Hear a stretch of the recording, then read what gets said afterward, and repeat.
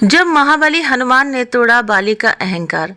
सुग्रीव बाली दोनों ब्रह्मा की ओर से वरदान द्वारा प्राप्त पुत्र हैं और ब्रह्मा जी की कृपा बाली पर सदैव बनी रहती है। जब बाली को ब्रह्मा जी से यह वरदान प्राप्त हुआ कि जो भी उससे युद्ध करने उसके सामने आएगा उसकी आधी ताकत बाली के शरीर में चली जाएगी और इससे बाली हर युद्ध में अजेय रहेगा। बाली को अपने बल पर बड़ा घमंड था। उसका घमंड तब और भी बढ़ गया जब उसने करीब करीब तीनों लोकों पर विजय पाए हुए रावण से युद्ध किया और रावण को अपनी पूंछ से बांधकर 6 महीने तक पूरी दुनिया घूमी। रावण जैसे योद्धा को इस प्रकार हराकर बाली के घमंड की कोई सीमा न रही। अब वो अपने आप को संसार का सबसे बड़ा योद्धा समझने लगा था और यही उसकी सबसे बड़ी भूल हुई। अपने ताकत के मद में चूर एक दिन एक जंगल के पेड़ पौधों को तिनके के समान उखाड़ कर वो फेंक रहा था। हरे भरे वृक्षों को तहस नहस कर रहा था। अमृत समान जल के सरोवरों को मिट्टी से मिलाकर कीचड़ कर दे रहा था। एक तरह से अपने ताकत के नशे में बाली पूरे जंगल को उजाड़ कर रख देना चाहता था और बार बार अपने से युद्ध करने की चेतावनी दे रहा था। है कोई जो बाली से युद्ध करने की हिम्मत रखता हो? है कोई जो अपने माँ का दूध पिया हो, जो बाली से युद्ध करके बाली को हरा दे? इस तरह की गर्जना करते हुए बाली उस जंगल को तहस नहस कर रहा था। तभी संयोगवश उसी जंगल के बीच में हनुमान जी राम नाम का जाप करते हुए तपस्या में बैठे थे। बाली की इस हरकत से हनुमान जी को राम नाम का जप करने में विघ्न होने लगा और हनुमान जी बाली के सामने जाकर बोले, हे वीरों के वीर, हे ब्रह्म अंश, हे राज कुमार बाली। तब बाली किष्किंधा के युवराज थे। क्यों इस शांत जंगल को अपने बल की बलि दे रहे हो?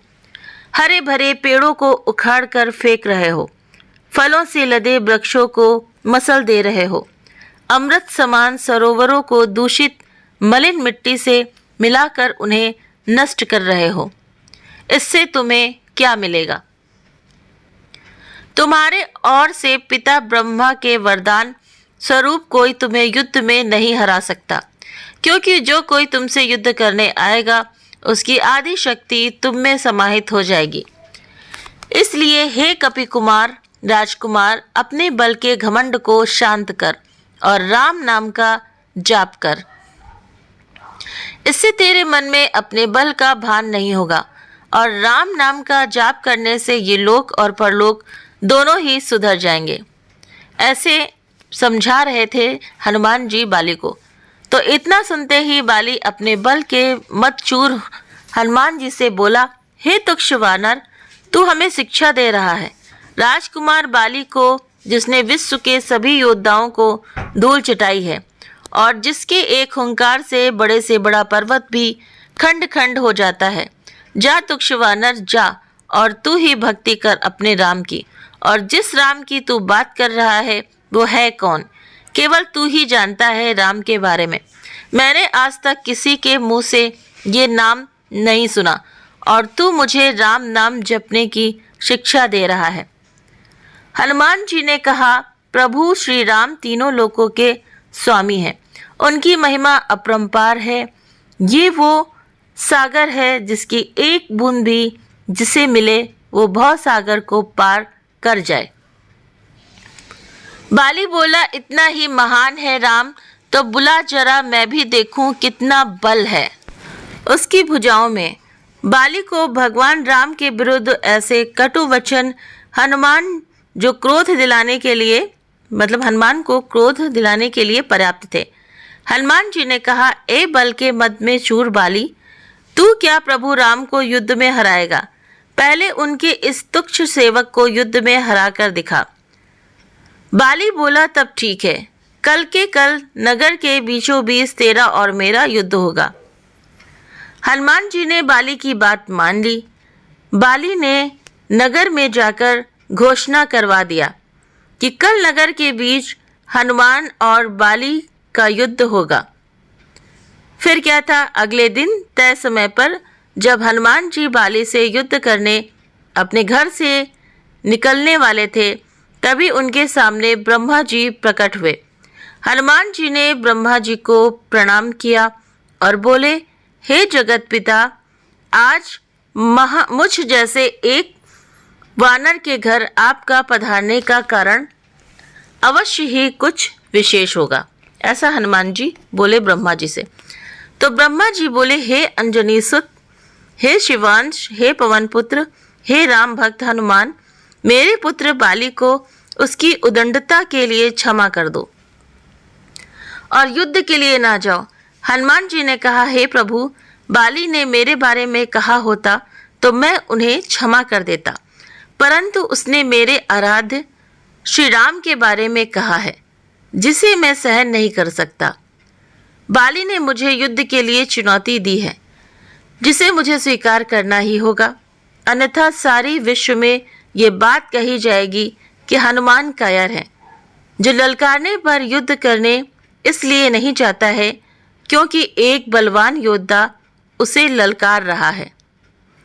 तब कुछ सोचकर ब्रह्मा जी ने कहा, ठीक है हनुमान जी, पर आप अपने साथ अपनी समस्त शक्तियों को साथ ना लेकर जाएं, केवल 10वां भाग का बल लेकर जाएं।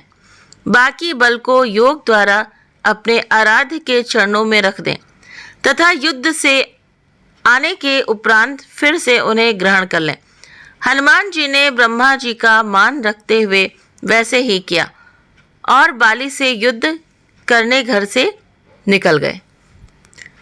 बाली नगर के बीच में एक जगह को अखाड़े में बदल दिया था और हनुमान जी से युद्ध करने को व्याकुल होकर बार बार हनुमान जी को ललकार रहा था। पूरा नगर इस अद्भुत और 2 महायोद्धाओं के युद्ध को देखने के लिए जमा था। हनुमान जी जैसे ही युद्ध स्थल पर पहुंचे, बाली ने हनुमान को अखाड़े में आने के लिए ललकारा। ललकार सुनकर जैसे ही हनुमान जी ने एक पांव अखाड़े में रखा, उनकी आधी शक्ति बाली में चली गई। बाली में जैसे ही हनुमान जी की आधी शक्ति समाई, बाली के शरीर में बदलाव आने लगे। उसके शरीर में ताकत का सैलाब आ गया। बाली का शरीर बल के प्रभाव में फूलने लगा। बाली को कुछ समझ नहीं आ रहा था। तभी ब्रह्मा जी बाली के पास प्रकट हुए और बाली को कहा, पुत्र, जितना जल्दी हो सके यहाँ से दूर, अति दूर चले जाओ। बाली को इस समय कुछ समझ नहीं आ रहा था। उसने ब्रह्मा जी की बात को सुना और सरपट दौड़ने लगा, मतलब सरपट दौड़ लगा दी। 100 मील से ज़्यादा दौड़ने के बाद बाली थक कर गिर गया। कुछ देर बाद जब होश आया तो अपने सामने ब्रह्मा जी को देखकर बोला, ये सब क्या है? हनुमान से युद्ध करने से पहले मेरा शरीर का फटने की हद तक फूलना, फिर आपका वहाँ अचानक आना और ये कहना कि वहाँ से जितना दूर हो सके चले जाओ, मुझे कुछ समझ नहीं आया। तब ब्रह्मा जी बोले, पुत्र, जब तुम्हारे सामने हनुमान जी आए तो उनका आधा बल तुम में समा गया, तब तुम्हें कैसा लगा? बाली बोला, मुझे ऐसा लगा जैसे मेरे शरीर में शक्ति की सागर लहरें ले रहा है। ऐसे लगा जैसे इस समस्त संसार में मेरे तेज का सामना कोई नहीं कर सकता, पर साथ ही साथ ऐसा लग रहा था जैसे मेरा शरीर अभी फट पड़ेगा।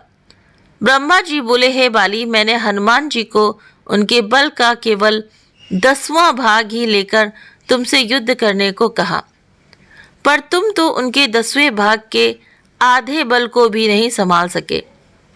तो सोचो, यदि हनुमान जी अपने समस्त बल के साथ तुमसे युद्ध करने आते तो उनके आधे बल से तुम उसी समय फट जाते। इतना सुनकर बाली पसीना पसीना हो गया और कुछ देर सोचकर बोला, प्रभु, यदि हनुमान जी के पास इतनी शक्तियां हैं तो वो इसका उपयोग कहाँ करेंगे? तब ब्रह्मा जी ने कहा, हनुमान जी कभी भी अपने पूरे बल का प्रयोग नहीं कर पाएंगे, क्योंकि ये पूरी सृष्टि भी उनके बल के 10वें भाग को नहीं सह सकती। ये सुनकर बाली ने वहीं से हनुमान जी को दंडवत प्रणाम किया और बोला, जो हनुमान जी जिनके पास अथाह बल होते हुए भी शांत और राम भजन गाते रहते हैं, और एक मैं हूँ जो उनके एक बाल के बराबर भी नहीं हूँ और उनको ललकार रहा था, मुझे क्षमा करें। आत्मग्लानि से भरकर बाली ने राम भगवान का तप किया और अपने मोक्ष का मार्ग उन्हीं से प्राप्त किया। तो ये कहानी है महाबली हनुमान ने जैसे तोड़ा था बाली का अहंकार, तो भगवान का भोजन है अहंकार खाना, और किसी न किसी रूप में वो अहंकार को ज़रूर से ज़रूर तोड़ते हैं। तो उम्मीद करते हैं कि ये कहानी आप सभी को बहुत पसंद आई होगी। वीडियो पसंद आया हो तो वीडियो को लाइक करें, चैनल पर पहली बार है तो सब्सक्राइब करना ना भूलें। आप अपने कमेंट करके भी ज़रूर से ज़रूर बताएं कि क्या आपने इससे पहले ये कहानी सुनी थी कि नहीं सुनी थी।